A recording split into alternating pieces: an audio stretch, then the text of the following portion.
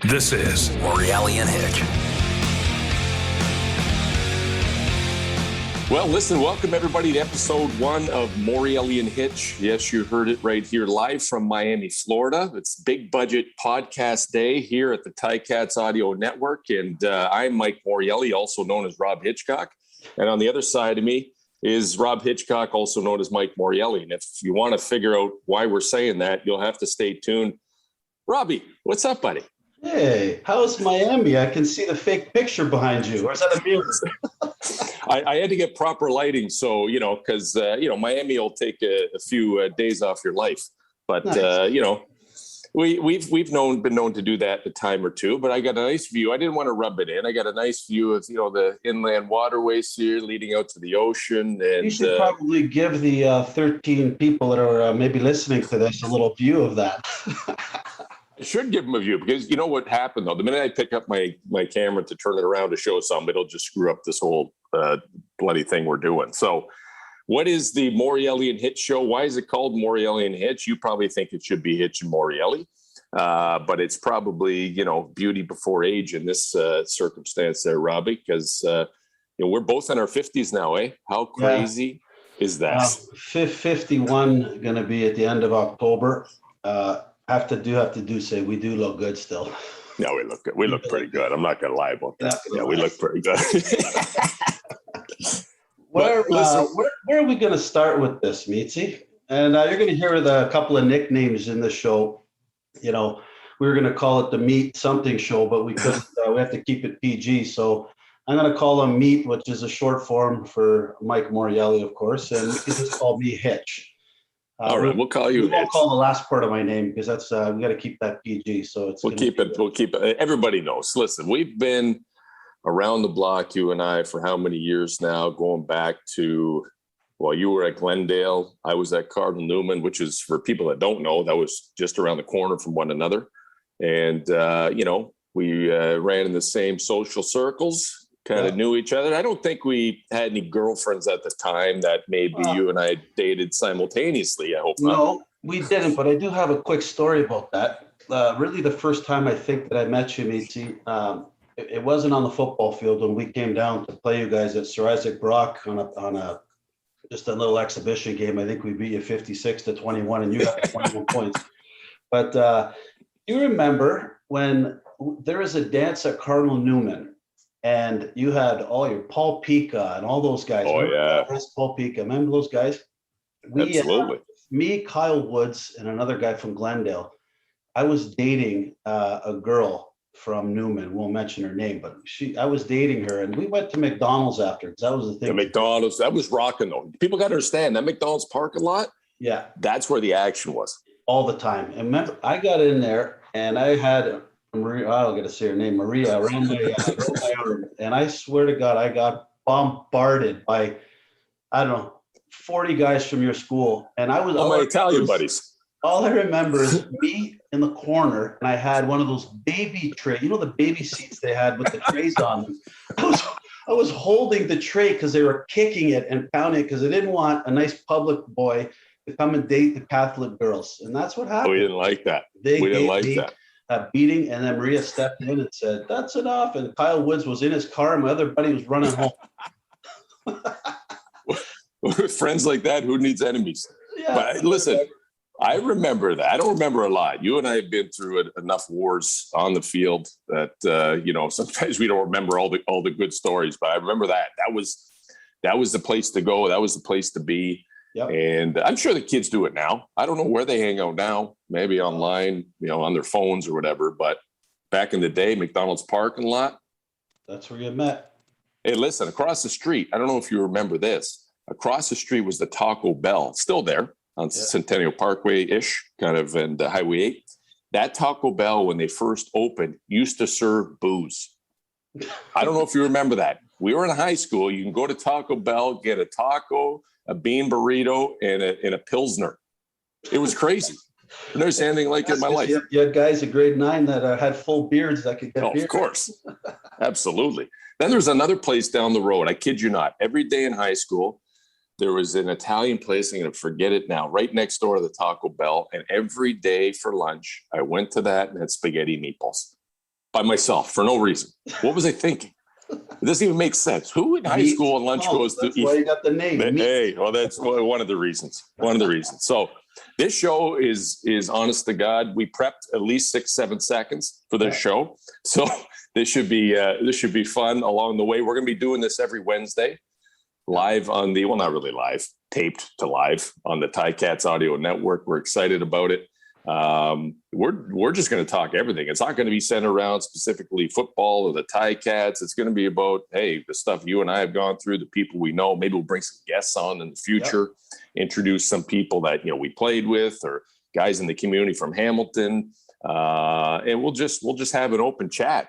But I do have to say, if we are going to start from the beginning, because these are shows from the beginning on, I think it'll be nice to show, that was kind of the first time that you and I met at kind of that McDonald's thing. Oh, yeah. We met on the football field. We always knew of each other because you were the guy there and I was part of a group. You got lots of guys at Glendale. We had a lot of you had lots of guys at Glendale. Why don't you talk with some of those guys? Because a lot of those guys are obviously Hamilton guys, right? Yeah, a lot of them. First, I would say that one of the best athletes I've ever been around, Trevor Shaw. Absolutely. Give him a golf club, he shoots 72. Give him a volleyball, give him a basketball, whatever you give that guy, one of the best athletes. And he came out of Glendale a little bit before me. And Larry Justanis, quarterback, big 6'4", big tall kid, went to Central Florida on a scholarship and then left and went to Acadia. My gosh, we had Frankie Maroff. Don't forget Freaky Frank. Frank Maroff. And those are just three guys that were at my school that all played in the CFL at one time. And then you got the Catholic guys like Obi Spanek and those guys on your side. We always had a division, if you remember. Right? I remember always always a battle, like Catholics and the public board. And I'll never forget that Senior Bowl. I think it was my 7th year of high school. And I was in I think I was in grade 15. I was 22 years old. No.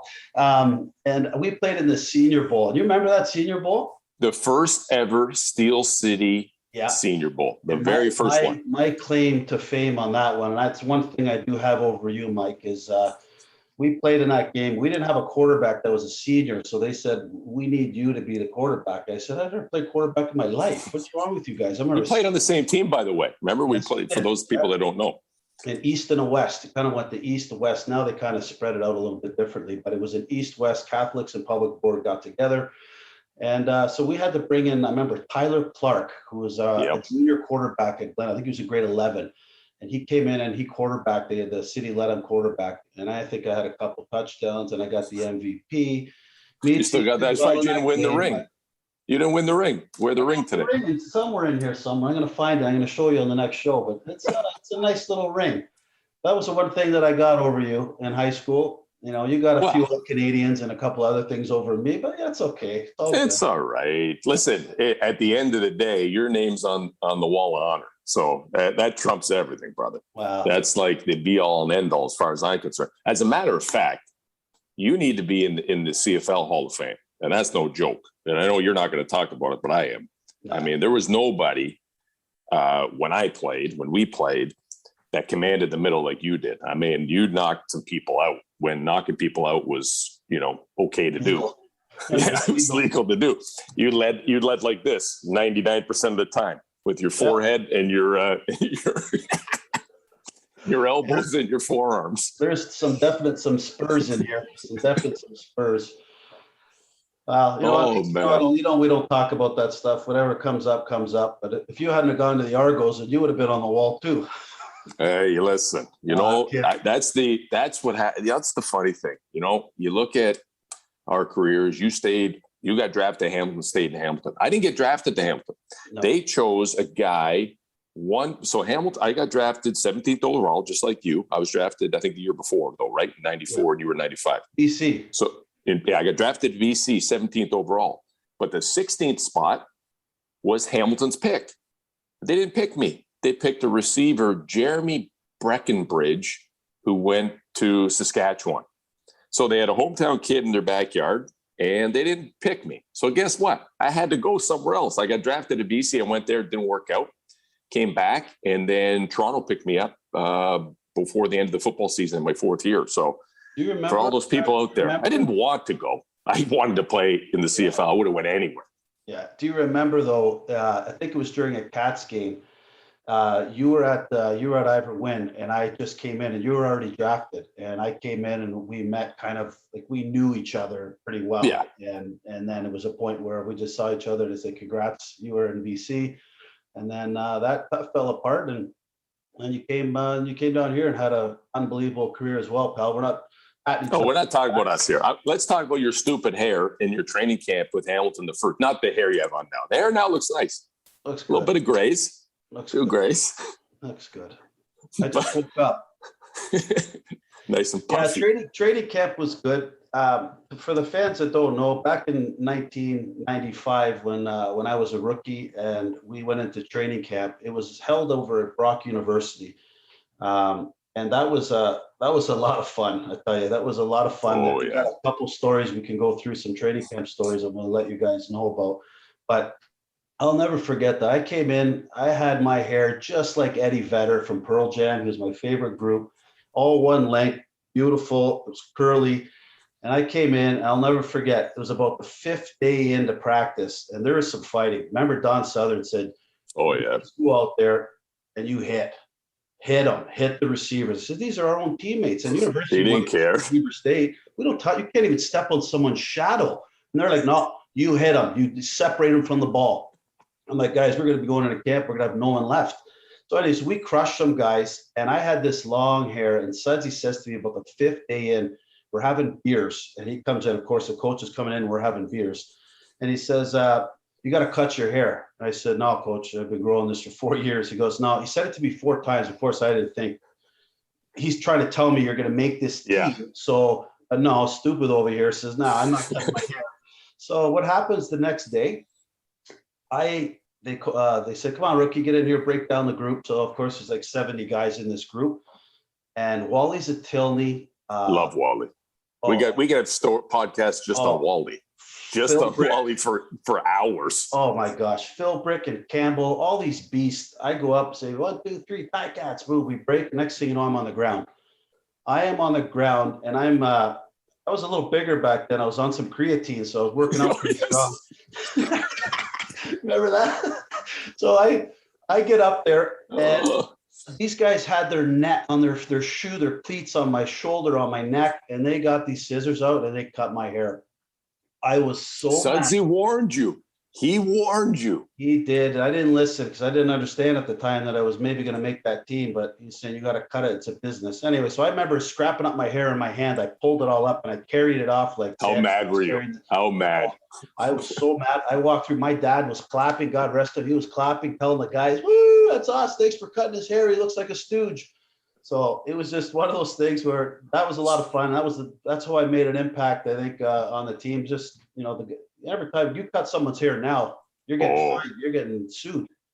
Absolutely. Listen, we're going to be all over the place in this, but the stuff that I'm not going to say we got away with stuff, but we may have got away with some stuff. This is the days before iPhones and all this other stuff. So if we wanted to be goofballs, and I'm not saying we're doing crazy stuff, but we had a lot of fun.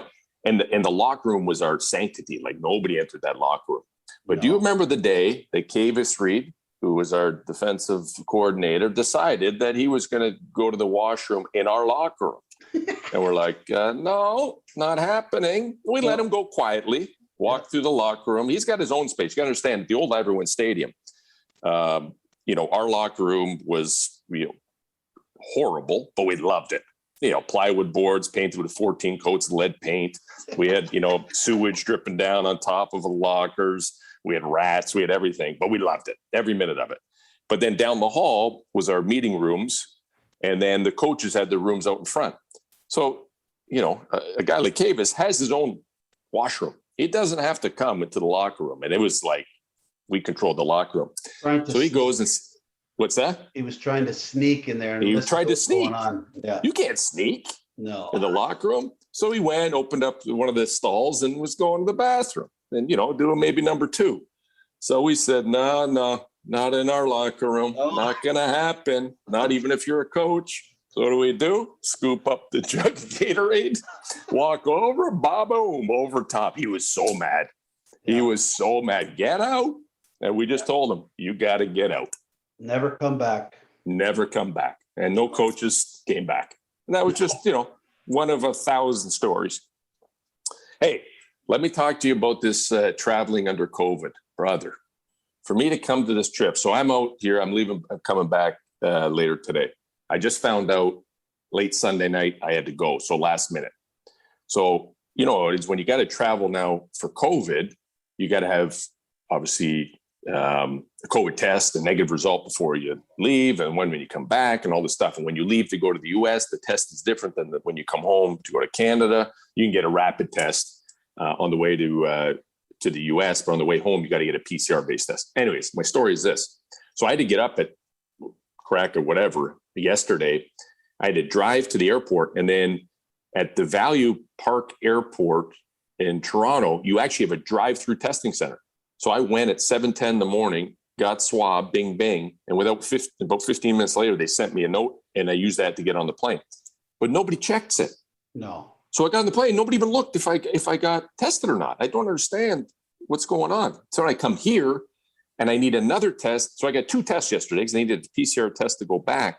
And then you have to upload it to this ArriveCAN website, all this other stuff. So I don't know what it's going to be like when I land. But I went through all that hassle, and no one even looks. No. It's crazy. Same thing. I was in Arizona a month ago. Same thing. I had everything. Look, there was chaos in the Chaos. airports. I tried to show them a paper. Go ahead, right to the line. Bye-bye. I'm like, oh, really? I needed that. Could have showed my daughter's negative test. It was stupid. But when you come back over the border, what you're going to do is you're going to what happens when I come back?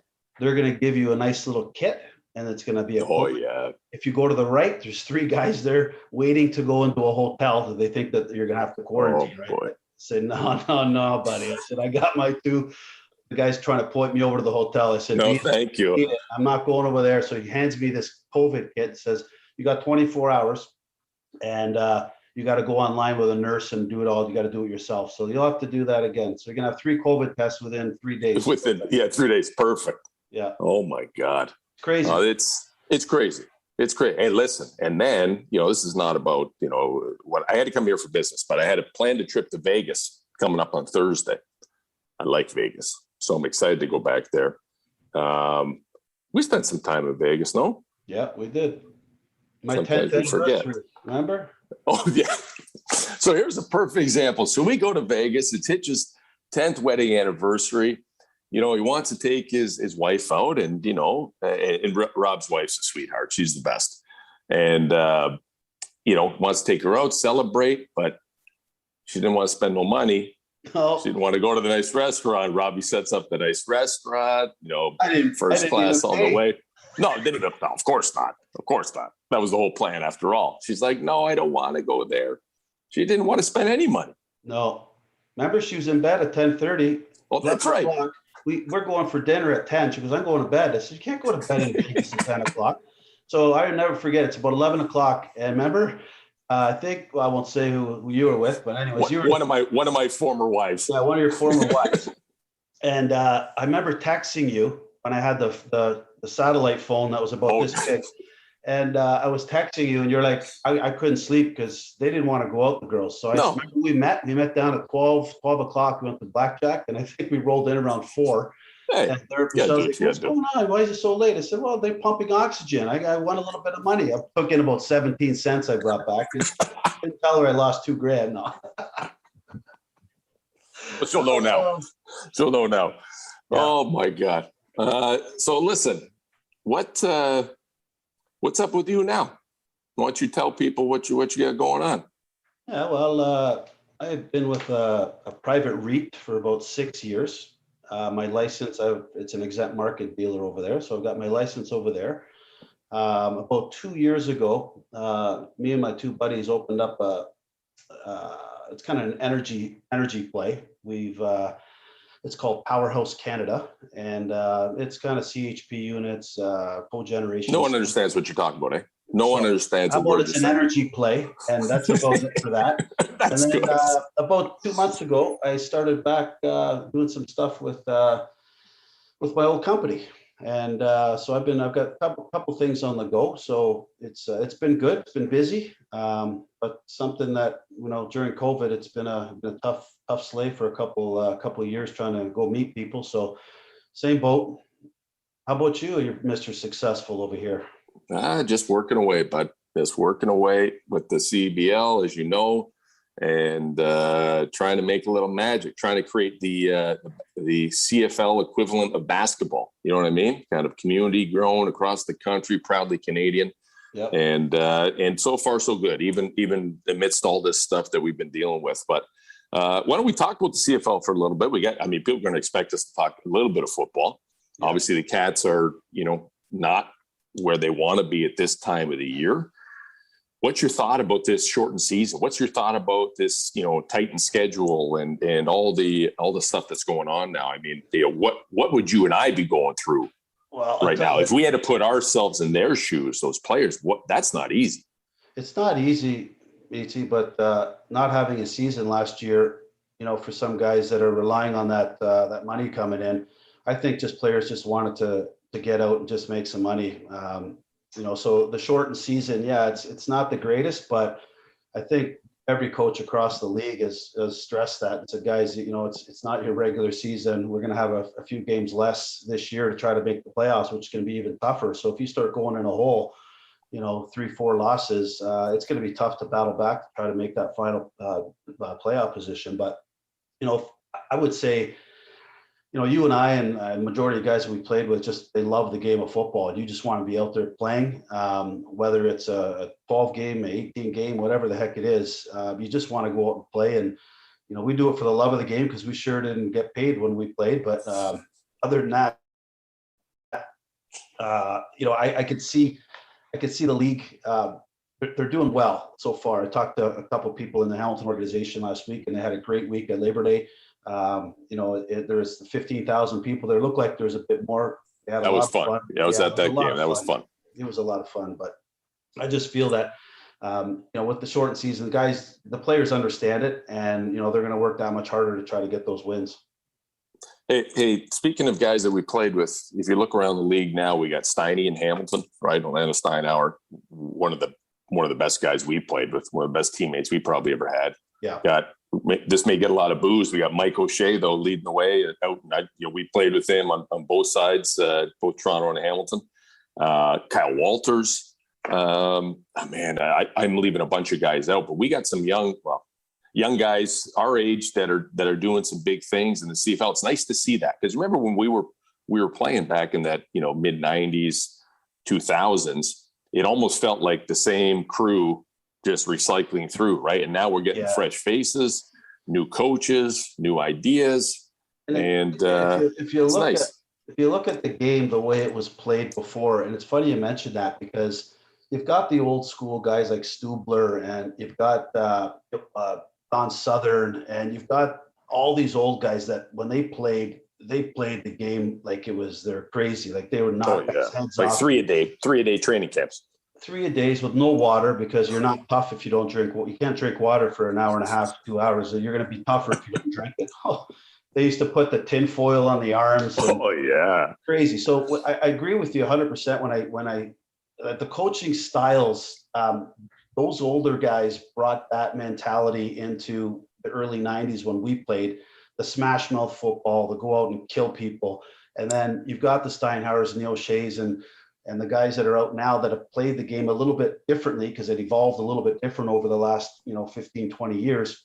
And now they're bringing kind of that new message, that new style into the locker room, about being a player's coach. I never said, Sudsy was never a player's coach, but he would tell you right off the bat, you're garbage, you're going home on the bye-bye. Like that's all. The best thing about Sudsy is Sudsy told you exactly what he felt. So you knew where you stood with Sudsy the whole time. The whole time. He didn't like you, he told you to your face. And if he liked you, he told you. And that's pretty simple. There's a lot of guys like that are, I think that's the way you should be. But now it's, you hurt people's feelings if you get yelled at. Guys are like,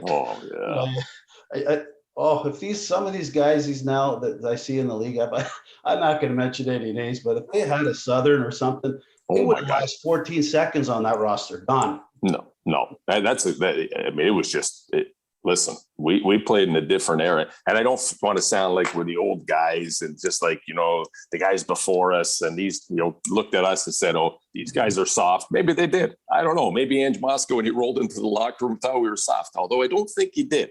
But now it's just different now, right? Everybody, it's socially different. Players are damn bigger and faster. Don't get me wrong.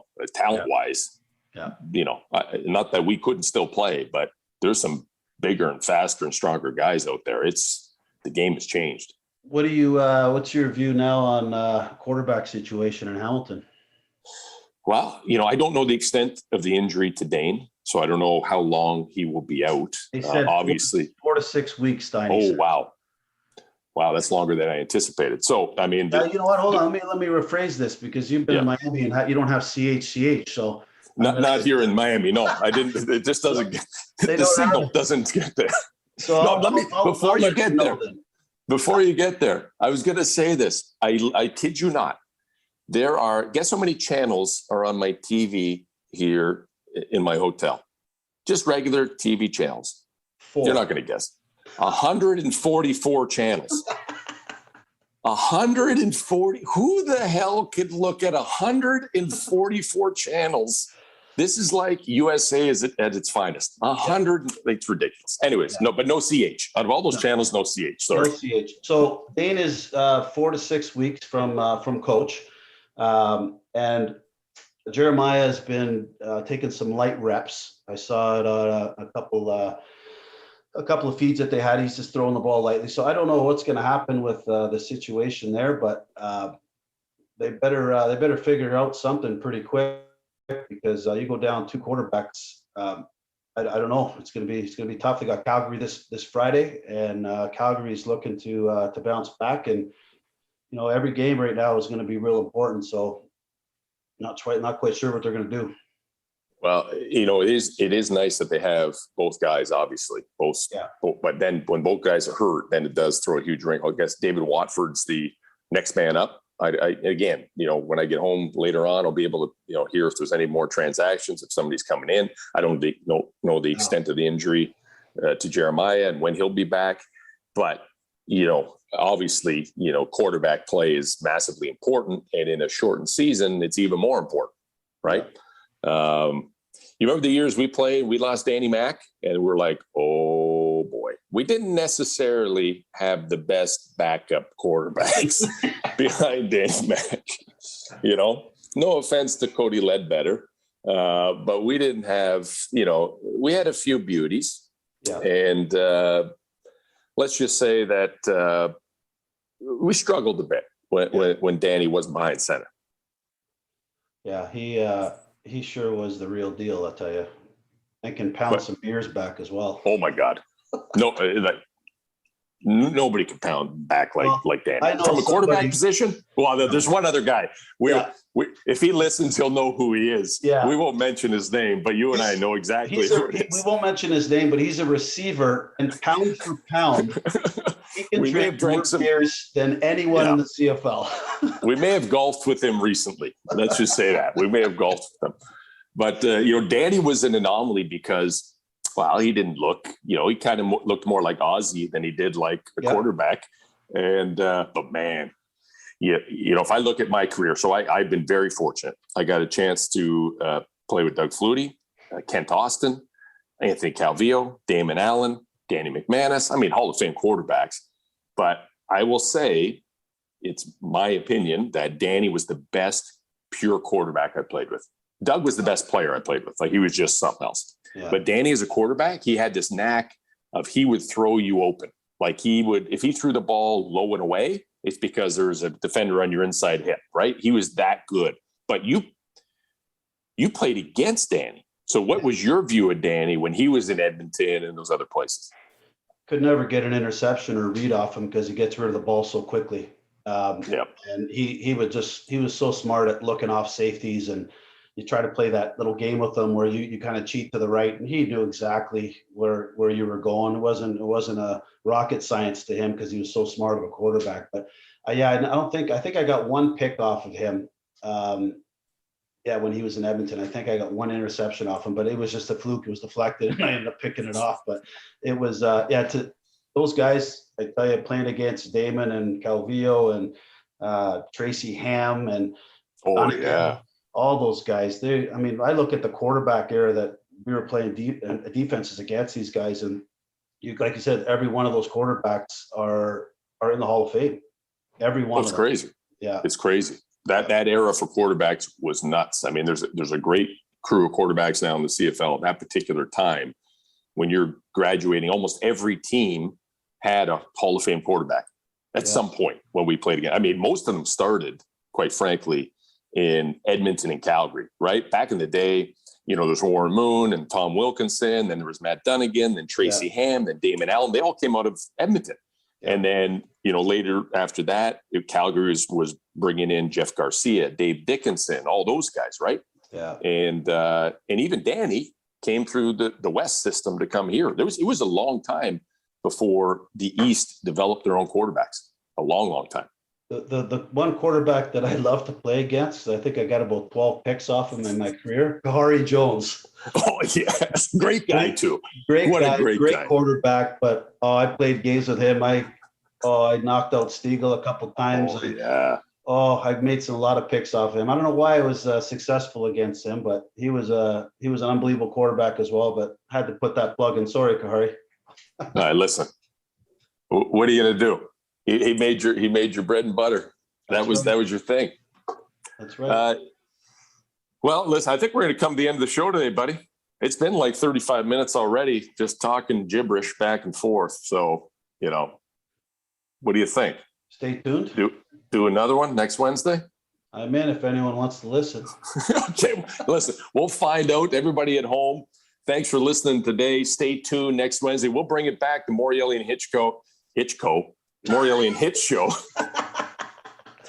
every Wednesday here on the Ticats Audio Network. Have a great day.